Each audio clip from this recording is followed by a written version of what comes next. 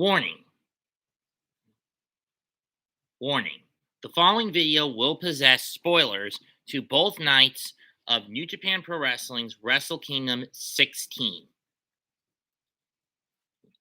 Viewer discretion is advised. But before we get to that, I want to say something to a couple of old acquaintances of mine turned enemies. John Ashton of This Week in the World of Wrestling.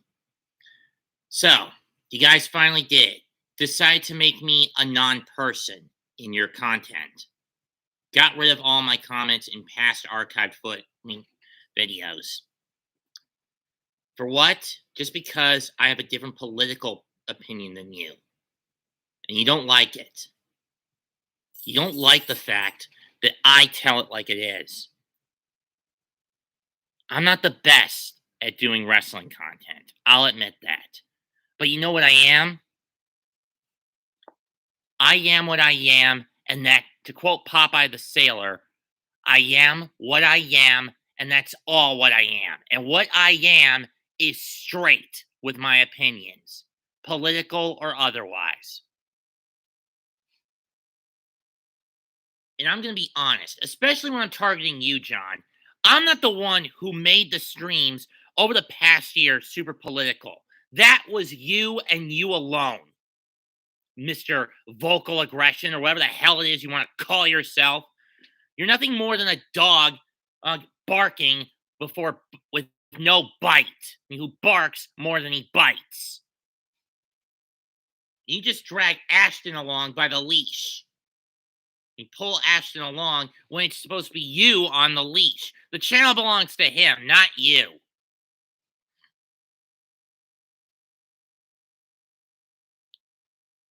That being said, let's go over for Wrestle Kingdom 16. And honestly, this year's Wrestle Kingdom was probably the weakest I've known about since Wrestle Kingdom 6, 10 years ago. For something that was supposed to celebrate the 50th anniversary of New Japan, this didn't feel like it on both nights. Night 1 more so than night 2, in my opinion. Opening match was the 19-man KO on night 1 was the 19-man KOPW Rambo to determine who would be in the fatal 4-way on night 2. Competitors were Aaron Hanare, Chase Owens, Kosei Fujita, Yuto Nakashima, Ryohei Oiya, Taka Michinoku, Master Watto, Hiroshi Tenzan, Satoshi Kojima, Doki, Kanemaru, Nagata, Honma, Makabe, Fale, Tatsumi Fujinami, Minoru Suzuki, Sema, and Toriano. This was what it was for the pre-show match. Went by as well as you'd expect. Decent for what we got. Only 2 surprises. I'm going to give it 2.5 out of 5. Wasn't great, but it was okay. Then we get Show Against Yo, which to me was screaming #1 contendership for the IWGP Junior Heavyweight title if they were giving it 60 minutes. It didn't really scream a grudge match, in my opinion. It was good. Then Dick Togo tried to get involved. Show brought out the wrench. Yo cut him off. And won with a 5-star clutch in about 12 minutes. 2.5 stars. Either this feud is going to continue or Yo's getting a junior title shot. But here's why I say that. Because if you recall my video where I predicted the events of night 1, even though I picked Show to win, the logic dictated that whoever won this match would basically be the tell as to who would win the IWGP Junior title match.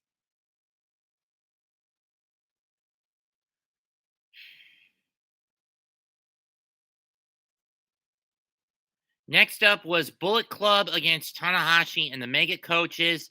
And let me just say, Tanahashi went nuts.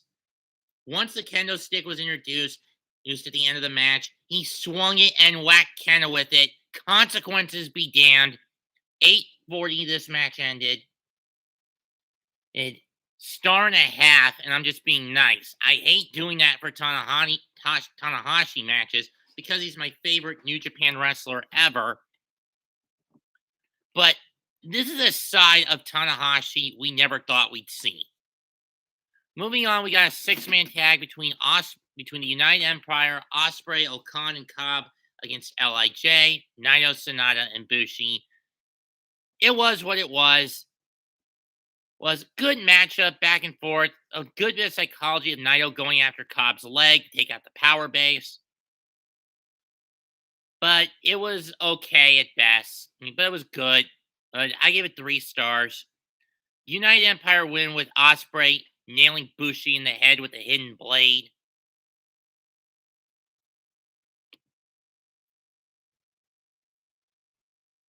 Was it worth it? I don't know.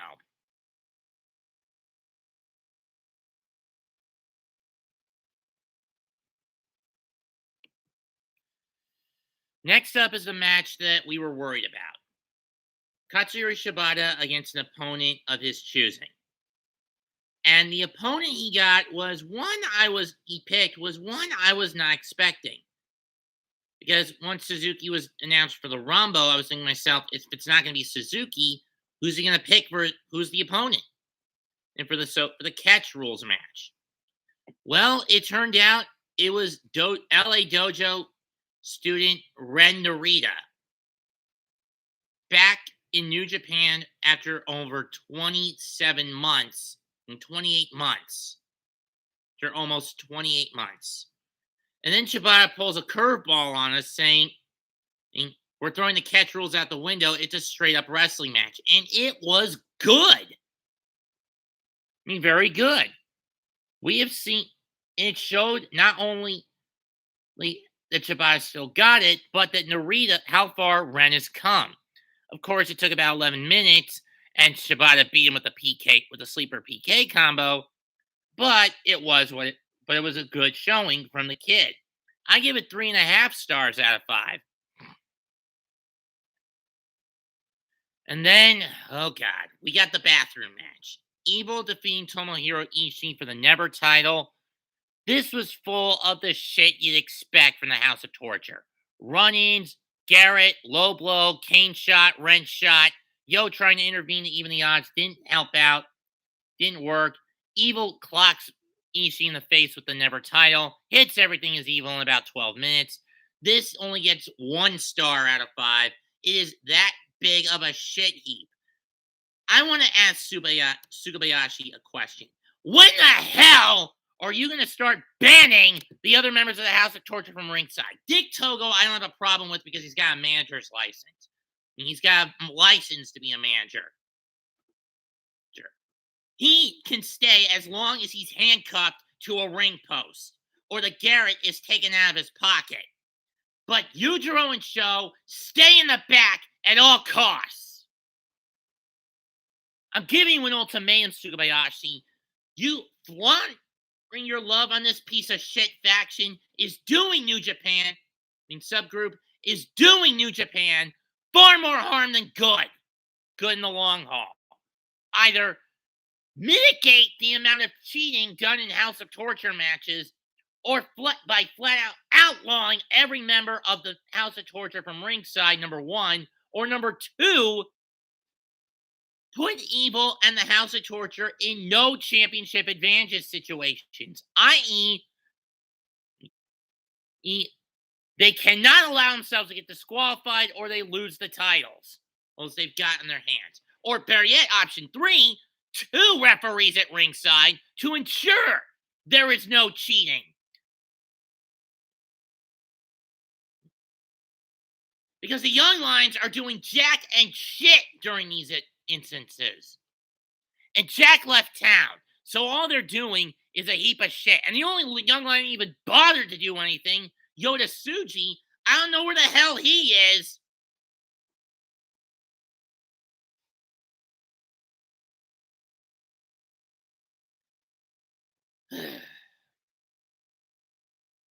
Sorry, I had to get that off my chest. Next up, IWGP Heavyweight Tag Title match. Hiroki Goto and Yoshihashi challenging Dangerous Tekkers with Miho Abe. The storyline of this was that while Taichi and Zack took Goto relatively seriously, they viewed Yoshihashi as an afterthought. But Yoshihashi stepped up to the plate. I mean, he's been one of the wrestlers that has benefited the most from the pandemic. Now people are seeing him come out. That year-long run he, Goto, and Ishii had with the never six-man titles. And now, and then following hitting Taichi with Naraku in about 15 minutes, they get the 1, 2, 3 in a good match, 3.25 out of 5.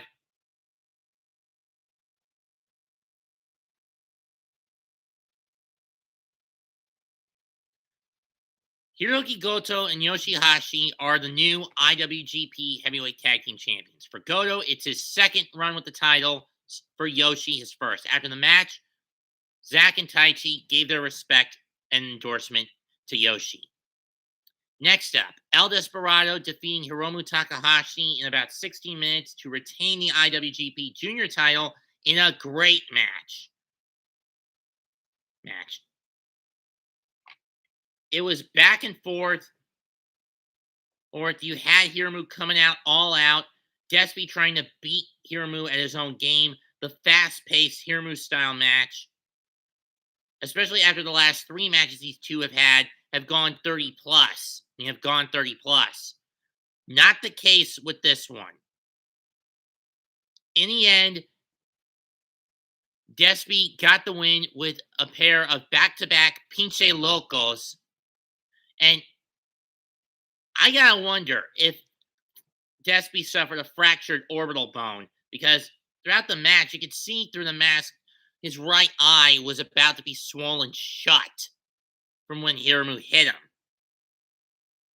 on occasions. Either way, I'm going to give this one 3 3/4 stars out of 5. It was that good, but it could have been better.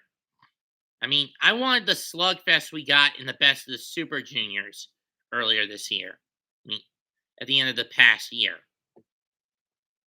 Finally, the main event, Kozuchiko Okada defeating Shingo Takagi in an awesome match.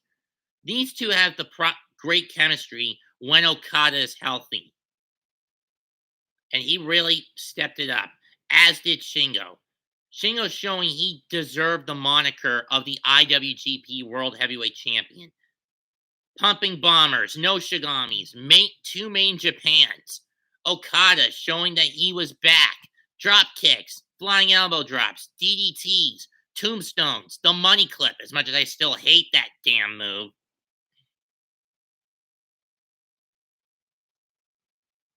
The shotgun drop kicks. It was awesome to sit through. It went 35-44, but in the end, landslide Rainmaker combo, 1, 2, 3. Okada is the IWGP World Heavyweight Champion. But he wouldn't have long to rest, because out comes Osprey, mocking him, saying that Okada had to go through a 35-minute war. He didn't have to break a sweat in his match. But those who don't learn from history are doomed to repeat it. In any case, let's move on. On to day 2. Day 1, I'm going to give a 7. Only salvaged by the Shibata match, the tag title match, the junior title match, and the world title match. Stellar mid to main card matches, back half of the card, but not much else in between at the start or in between. But arguably, you could say it gets a little worse with the second night. We had 3 pre-show matches. First up, GBH and Yuji Nagata against Bad Luck Fale, Jado, and Gato. Was what it was. Gato ate the pin with a Kokeshi from Honma in about 6 minutes. 2 stars. You gotta take what you can get with these guys these days. Next up, Tenkozy and Master Watto against the Suzuki Gun Juniors of Desperado, Kanamaru, and Taka. This one was a little better, but it was 2 heavies teaming with a junior to take on 3 juniors, so it was a bit lopsided. What I didn't suspect was Master Watto getting a submission victory. I know Wikipedia says pinfall, but it was a submission victory, not a pinfall one. In about 9 minutes, with this weird double arm style of the Anaconda Vice, where he hooks the legs behind the arms to trap Despy. And Desperado tapped out. I think we're witnessing possibly another challenger to the IWGP Junior Heavyweight title in Master Watto. The question is, between him and Yo, who's going to get the first crack? Now, keep in mind, this was not on the card when I did my predictions for day 2. So, I couldn't really pick. Then we get Los Ingobernables de opponents, Shingo Takagi, Hiromu Takahashi, and Bushi against Dangerous Tekkers and Doki in a 6-man on the preliminary card. Talk about step backwards for Shingo, Hiromu, and Dangerous Tekkers. But it was a pretty good match. But in the end, Shingo, looking hungry to get back at the top of the mountain, he gets the win by nailing Doki with Last of the Dragon in about 10 minutes. I give it 2 3/4 stars. It was a fun little match. Then we get to the card proper, kicking it off with the IWGP Junior Heavyweight Tag Title match. Flying Tiger defeating the Mega Coaches and Bullet Club's cutest tag team, Robbie Eagles and Tiger Mask, defeating Taguchi and Romero and Ishimori and Phantasmo, respectively. The key point in this match was we finally got to see what was in that boot of Phantasmos. And sure enough, it was either a lead-lined or or metal or steel-plated sole. I mean, it came when Ishimori got knocked out to the ringside area with sudden death, leaving Phantasmo alone with the Mega Coaches and Flying Tiger. They ganged up on him, held him down, ripped the boot off, and poured it out, and Asado immediately disqualified and eliminated Bullet Club's cutest tag team, which rendered it to a one-on-one, reduced the tag match to a one-on-one affair. Where in about 12 minutes,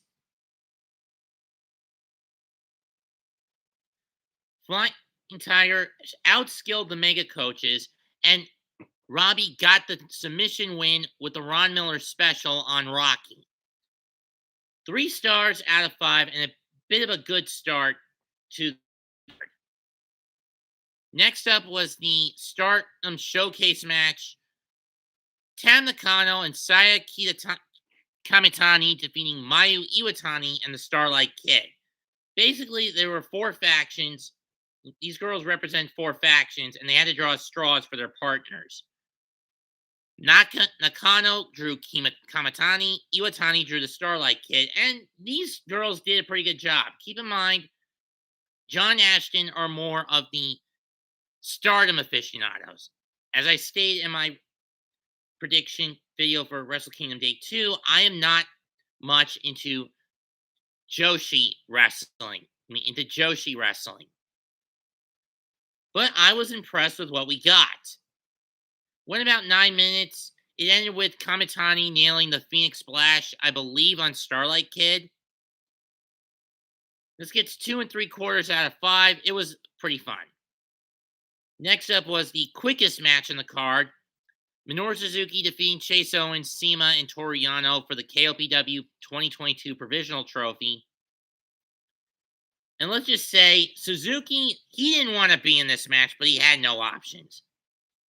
And he took it out on everybody. Everyone was gunning to take Yano out of the competition. Then they went after each other. Chase stupidly pegging a fight with Suzuki. Sema getting in his shots when he could. But in the end, Yano, who tried to pull a fast one, got caught in the rear naked choke. Got style pile driver. 1, 2, 3. Suzuki is your first provisional King of Pro Wrestling winner and champion of 2022. But unfortunately, Yano had to spoil the moment by handcuffing him to the rope in his escape. I mean, when he made his escape.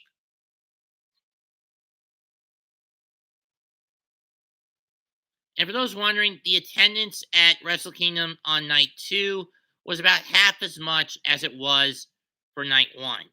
Night 1 had 12,043 in attendance, night 2 47 in attendance, night 2 6,379. I wonder how low it's going to be in Yokohama on Saturday when New Japan takes on Noah.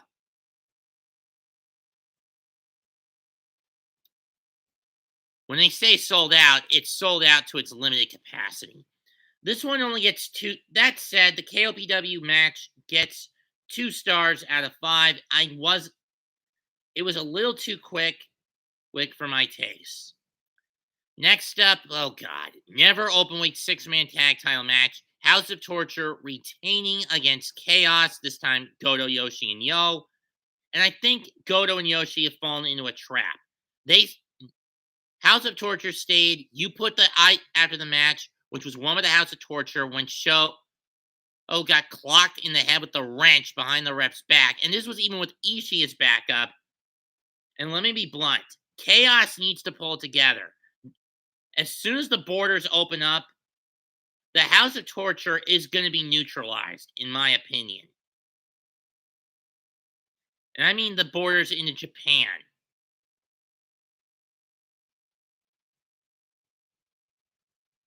Because this was the usual shit you expect. 1 star out of 5. House of Torture can go fuck themselves to death for all I care.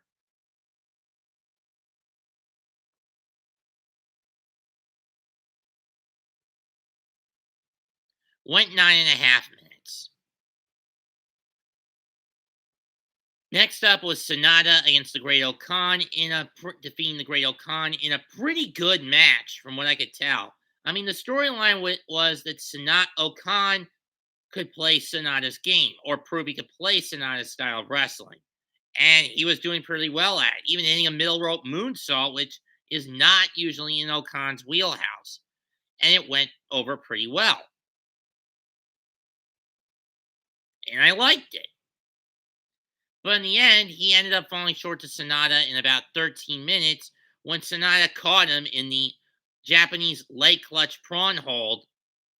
You know, the one where you go into an Okada roll, clutch the legs, and then do a handstand, a handstand of sorts. Or it's on the bridge. Yeah, Sonata caught him on that. This one gets 3 stars out of 5. In my opinion. Next up was Nigel against Cobb. This one went about 15.5 minutes. Nigel came out on top. He worked over Cobb's legs to neutralize Cobb's power base. And in the end, he hit Cobb with Destino. Now, I give this one 3.25 stars. And I liked it. During intermission, I forgot to mention this. Following the Stardom match, or was it the KOPW title match? I don't remember which. We got a bit of surprises. A surprise. The Noah contingency showed up. You had Keiji Muto, Kaito Kiyomiya, Masa Kitamiya, Go Shiozaki, Atsushi Katoge, Yoshinagi Ogawa, Hayata, Los Perros del Mal de Japón,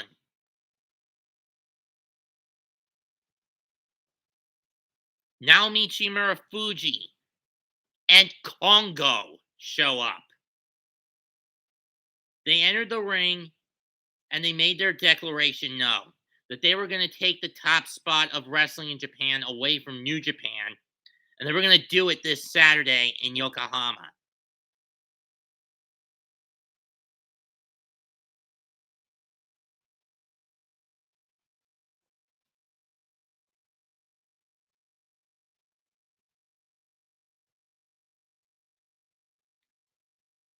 Then Shingo and Bushi come out to say they're ready to defend New Japan at any cost. It's going to be interesting this Saturday.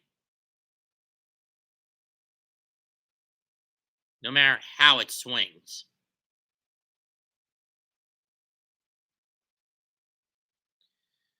Anyway. mean, that was a 4.5 star segment for me. It seems like the boys, because it seems like the boys from the Emerald Arc are just about ready to go. Damn, have I really gone over 25 minutes on this thing? Anyway, time for the semi-main event. No DQ IWGP US Heavyweight Title match.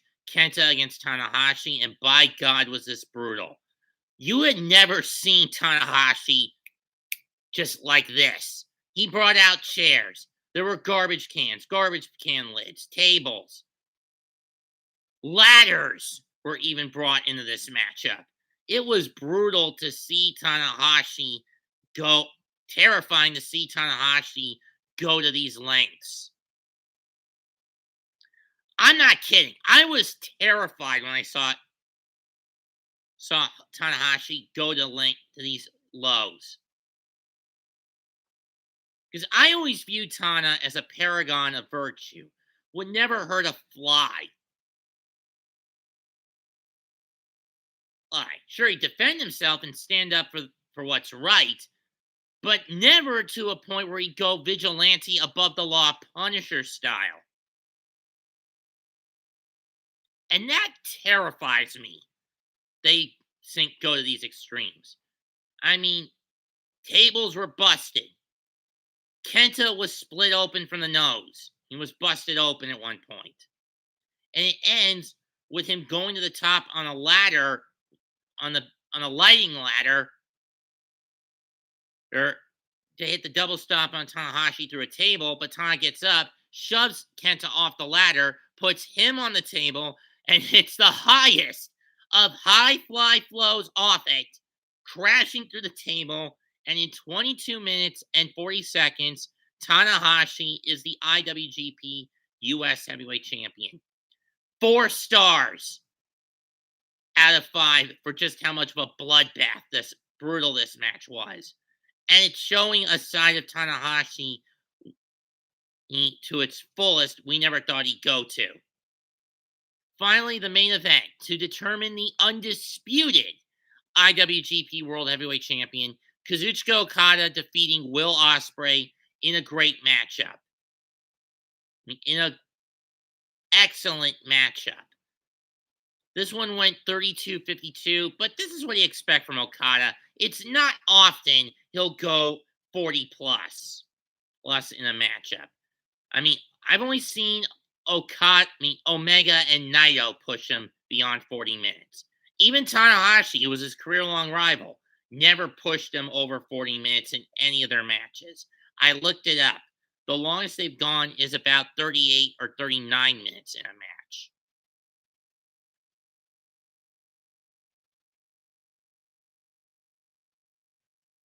And I kind of figured this.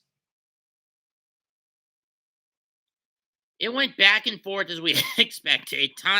Osprey pulling off the moonsault that he did at Wrestle Kingdom 12 in that Fatal 4-Way when he was a junior on Okada when they were outside the ring. That was a thing of beauty. It reminds me of the Osprey of old.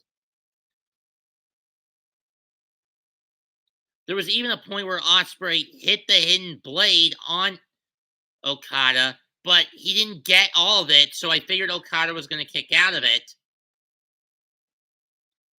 And then Okada and Osprey just traded shots. Attempted Stormbreaker was blocked. I think he went for an Oz Cutter, but it got caught or something. And then he went got hit with the landslide and then the Rainmaker. And in 32-52, Okada retained the title. I'm going to give this one 4.25 stars out of 5.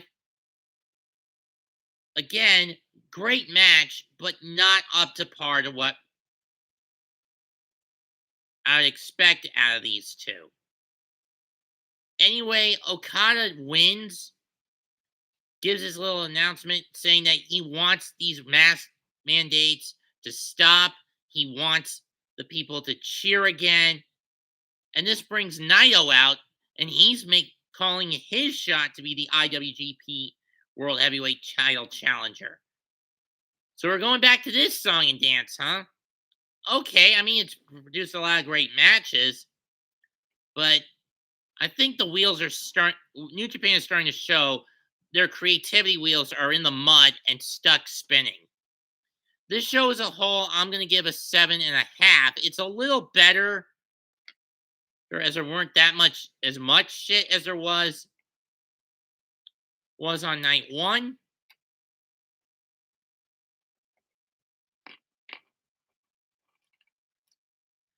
And the Noah contingency showing up is a nice little bit of fan service.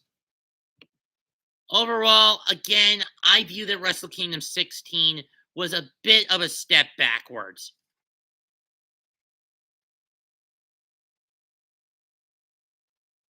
Or it's when compared to the bangers that have been Wrestle Kingdoms 9, 10, 11, 12, 13, 14, and 15. Yeah, this is the weakest Wrestle Kingdom, in my opinion, New Japan has had in about 8 years.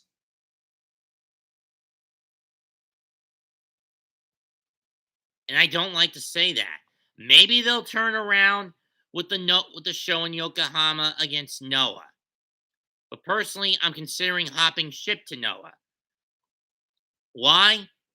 Because I can at least hear the commentary team clearly. Because the commentary team and the refs are not masked, wearing masks, unlike in New Japan. Although, ironically, tonight, there was one guy at the commentary table for New Japan who was not wearing a mask. And I mean, let me just give you a visual aid to prove my point as to why New Japan should get rid of the masks.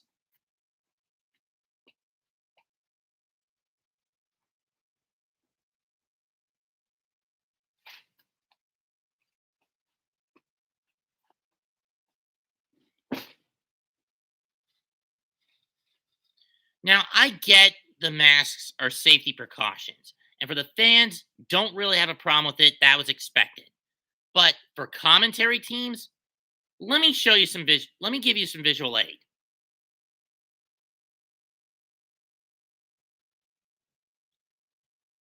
And this is the only reason I'm wearing this thing. For visual aid. Nope. For visual aid to prove a point. Now, I'm sure some of you can hear me, but can you hear me as clearly as you normally would? The answer to that question is a definitive no. It's difficult to talk with this thing on, let alone breathe.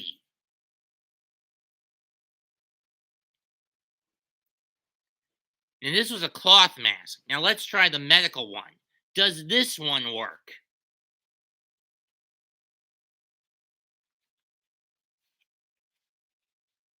Well, you can't. The answer to that question is no. In fact, I think this one makes talking a little worse, at least in my opinion.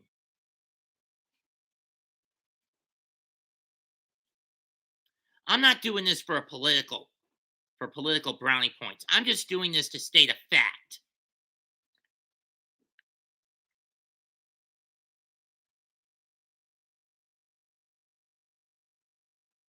But getting off track, but getting back on topic.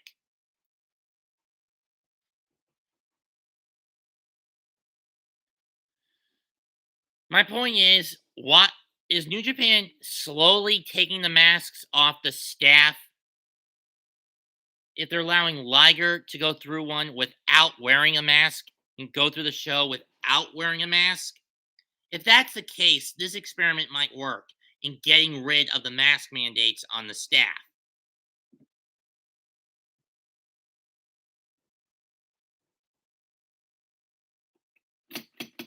Now, I'm not saying that the masks work or not in preventing COVID from getting to them.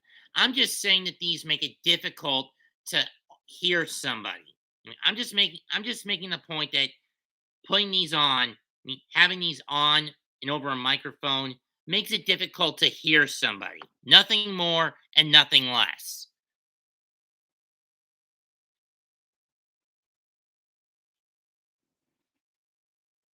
That was the only point I was making by putting these on.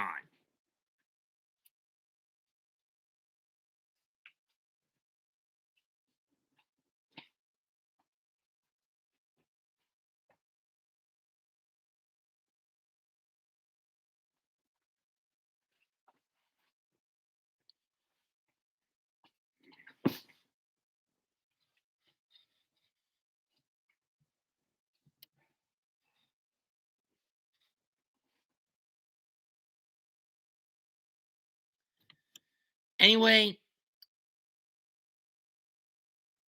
this has been my longest video I've done in a live fashion since G1, since the silver anniversary of the G1 climax. Actually, I think this is actually the longest one I've done in this style. But in any case, or maybe it was my Ichiban Con 9 Chris McGuire Vic Mignogna panel in this style, but I don't remember which. But that being said, I hope you have a good day. I'll either see you Saturday night or next Saturday when the replay for Wrestle Kingdom Day 16, Day 3, New Japan against Noah in Yokohama comes about.